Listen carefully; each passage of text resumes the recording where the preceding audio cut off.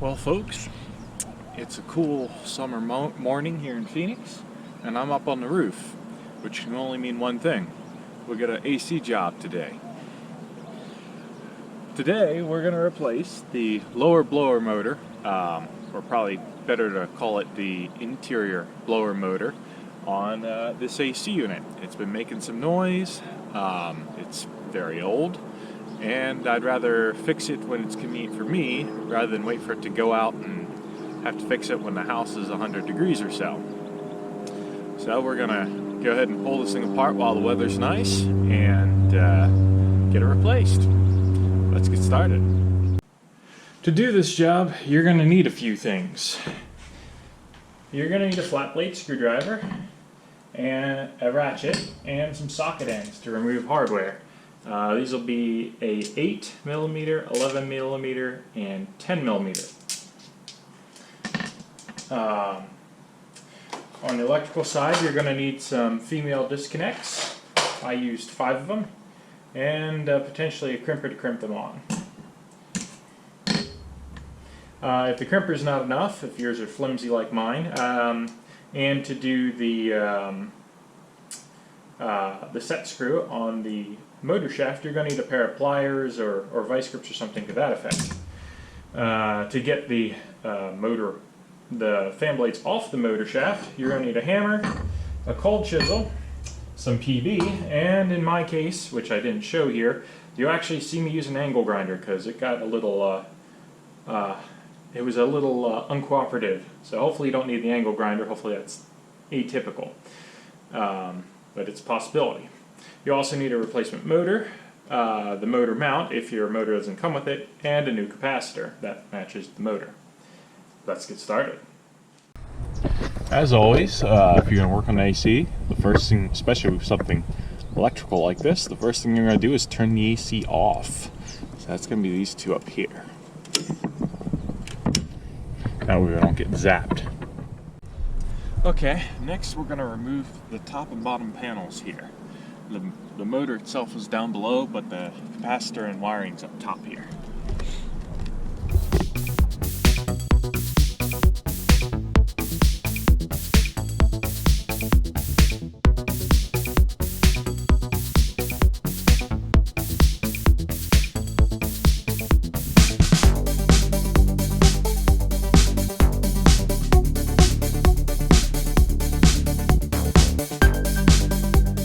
Now we've got the panel off here, we can take a look and see what we've got.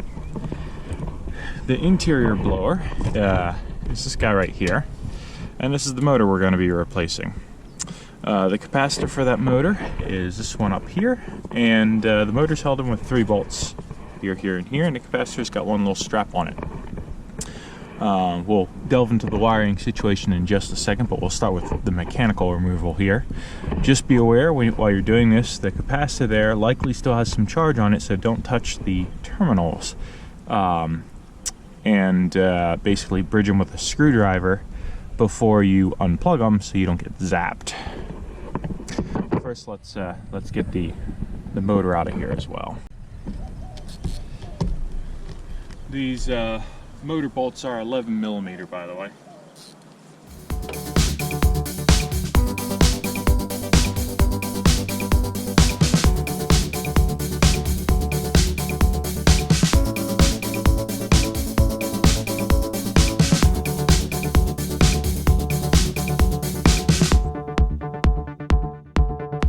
Now we're going to remove the motor shroud here so we can get the thing out.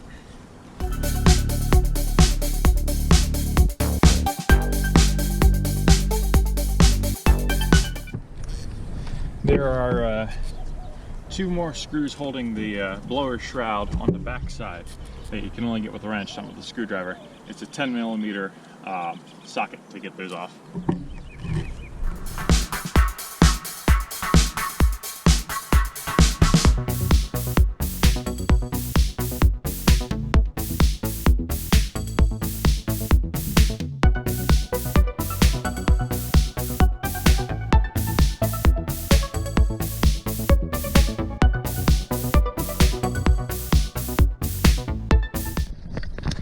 Okay, it's starting to get a little bit tight in here in terms of maneuvering the blower shroud around. So we're going to go ahead and unplug these blower connections, because again, we're kind of running out of space to maneuver here. So there's pink, red, and blue wire,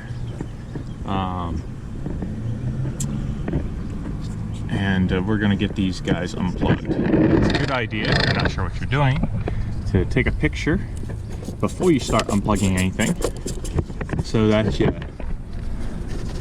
know where it was when you started. And obviously be careful unplugging some of this stuff, because it can be pretty well on there.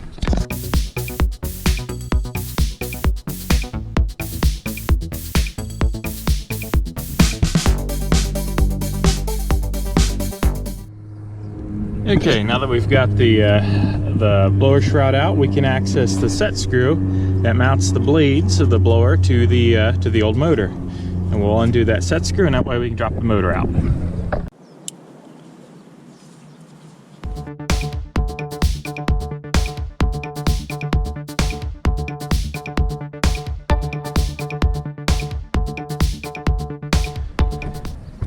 Looks like our motor's going to need a little bit of persuasion to let go of the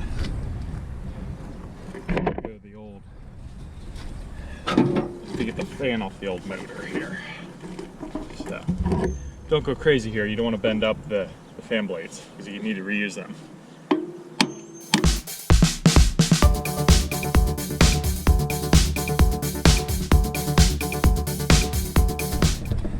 Looks like we're going to need a cold chisel.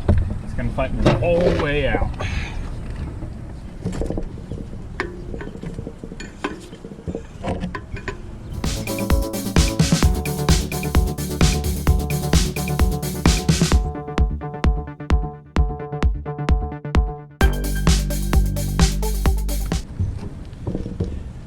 Well, that's being quite the nuisance, so we're going to resort to chemical warfare here to get out the penetrating lubricant.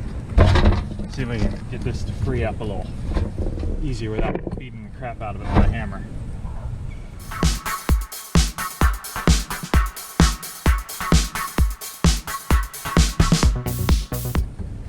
Okay, we're going to let that soak for a bit here and loosen that bolt up. Okay, that's had a minute or two to soak. Let's give it another shot.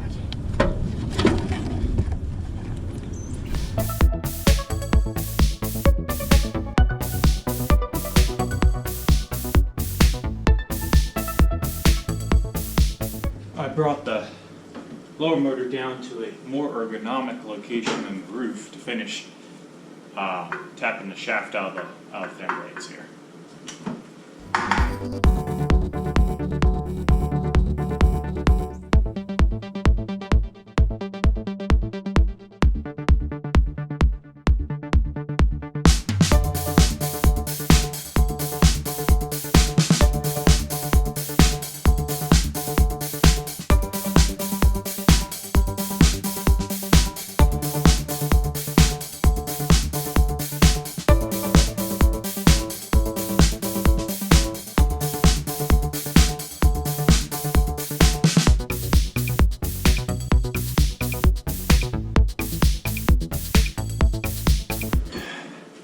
As my old man used to say, or still does say, when all other means of argument fail, brute force and ignorance will always prevail. Okay, now we're going to get the last piece of the puzzle off here, and that's the capacitor. We're going to go ahead and unscrew that, and just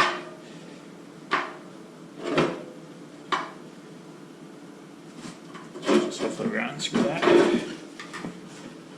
And then we're done with the old motor and capacitor here.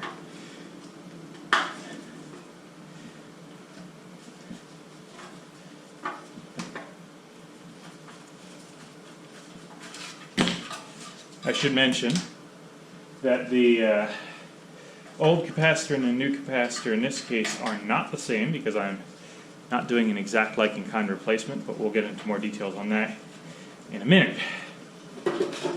for now,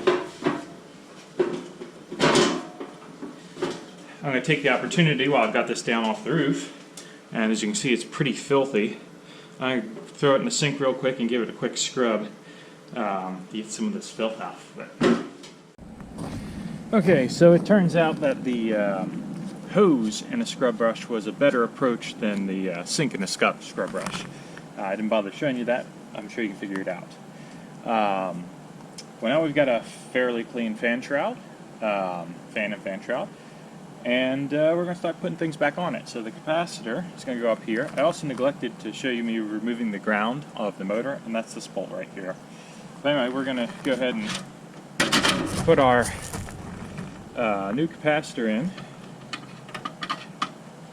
while we've got it in a convenient spot here. It's a lot easier to do this with the thing on the ground than it is once it's installed. So we'll go ahead and slip that capacitor under there, and we'll screw it back in.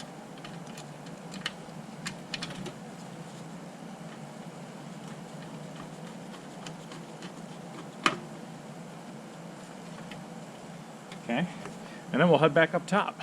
Okay, so it turns out the new motor, which is a Century motor, an American brand, I think, it's not a Chinese motor like the original one. It has this separate fan shroud, or fan mounting kit, sorry, that I've already installed, and you just put it on with tightening a screw there. For it to fit in this particular air conditioner, you need to move it all the way up to the front here before tightening it down. And of course, make sure you've gotten a photo of the nameplate with all the wiring details on it before you do that, because you won't be able to view it afterwards. So we're going to go ahead and stab this guy in.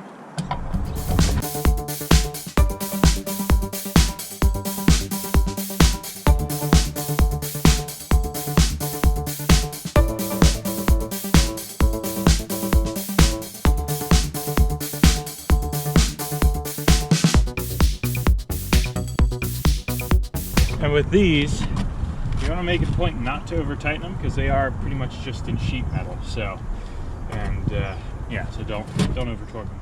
Okay, now for the somewhat tricky part, and that is setting the fan. So we got that set screw, as you may recall. In fact, one of the things we need to do is line up the flat on the shaft here with the set screw hole, which is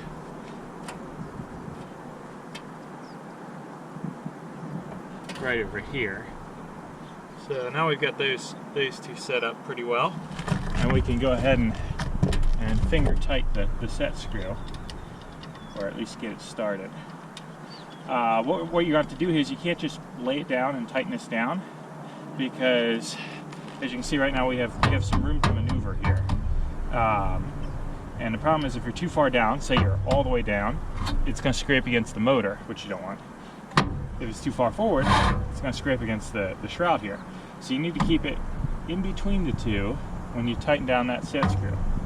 So make sure you got it in the middle and then tighten it down.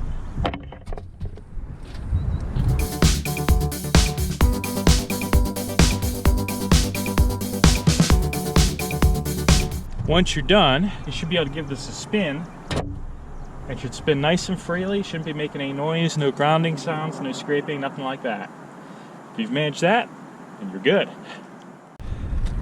Okay, now we're going to toss this guy back into the AC unit.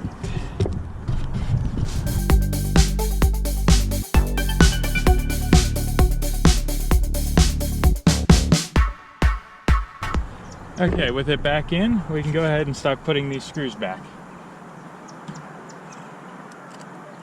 Remember, the two on the back are going to require the socket. You can't do it with a screwdriver.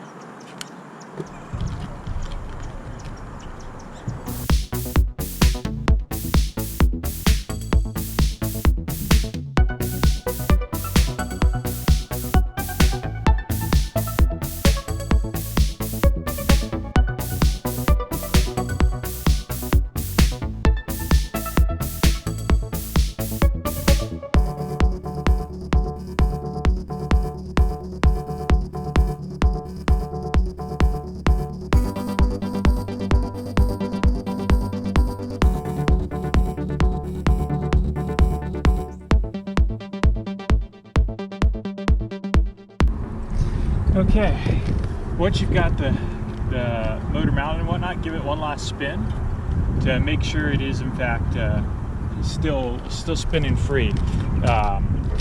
The fan shroud can move around a little bit as you put things in, and you'll find that what was working before isn't working now. Next, we're going to move on to wiring. I'm going to start with the ground here. That's going to go back right where it was, ground it to the frame.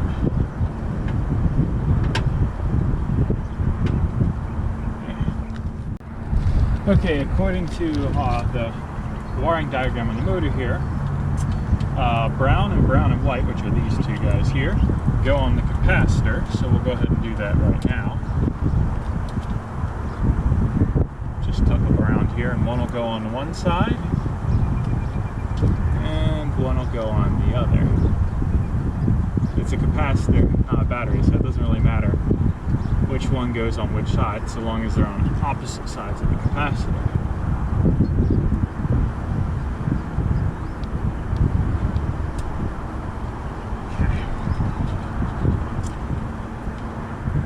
Now the yellow is the line, which would be the power, which means it's going to have to go on this guy right here.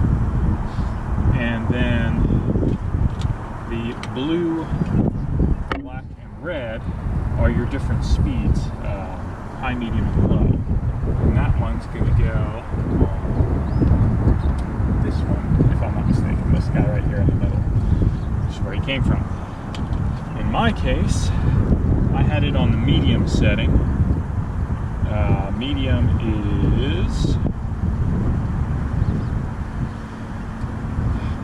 is the blue.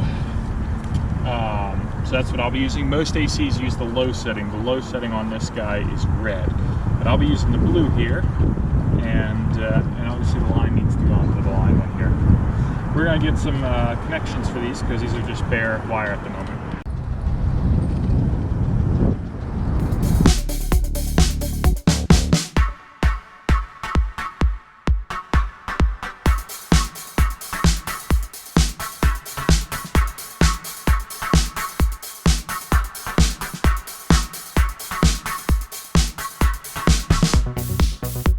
Now we're going to feed all our cables up through the stretch reliever here, so we got decent cable routing.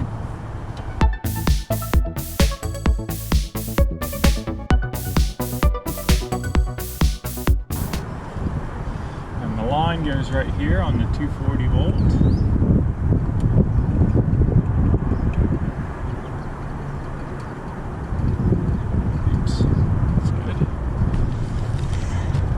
I think we said blue was our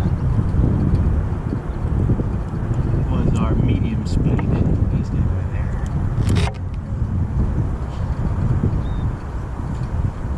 The other two have little parking spots here that don't actually connect to anything, but just keep the wires out of the way, kind of thing. So we'll plug them in at their homes.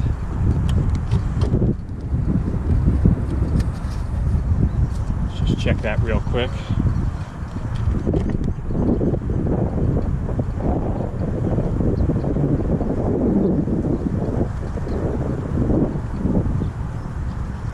Yep, that's right. Blue's what I want for medium, and yellow's line.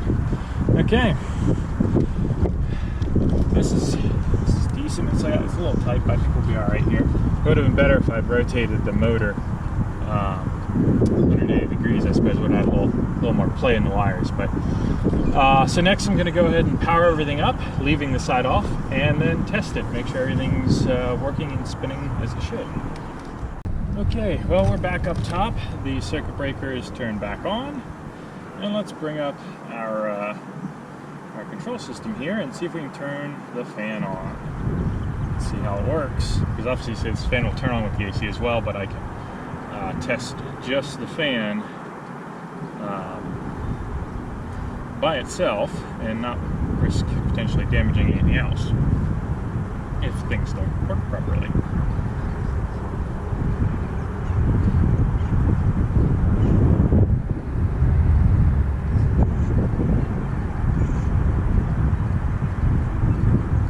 Figure out how to turn this on.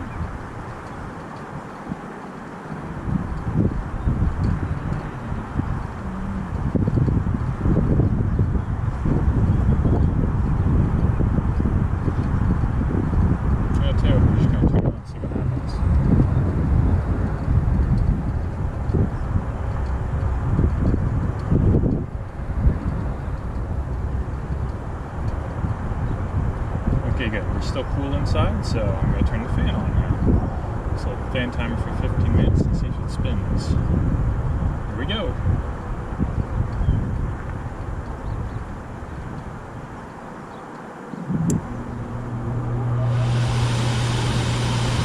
Well, it's spinning, as you can no doubt hear, and I don't have any grinding or anything, and looks like we're in business. So we're gonna go ahead and turn it off now.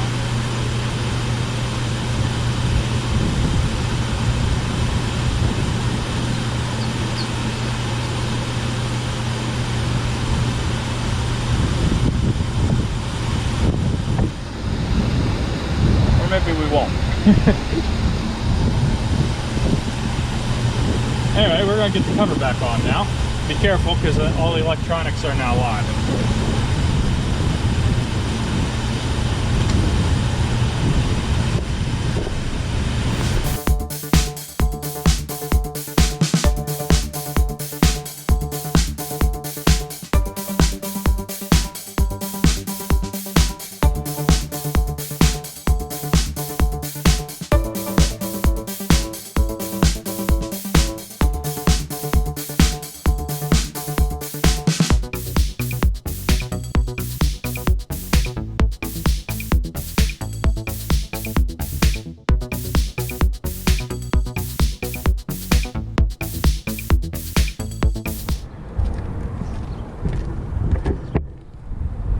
Well, that's all there is to it.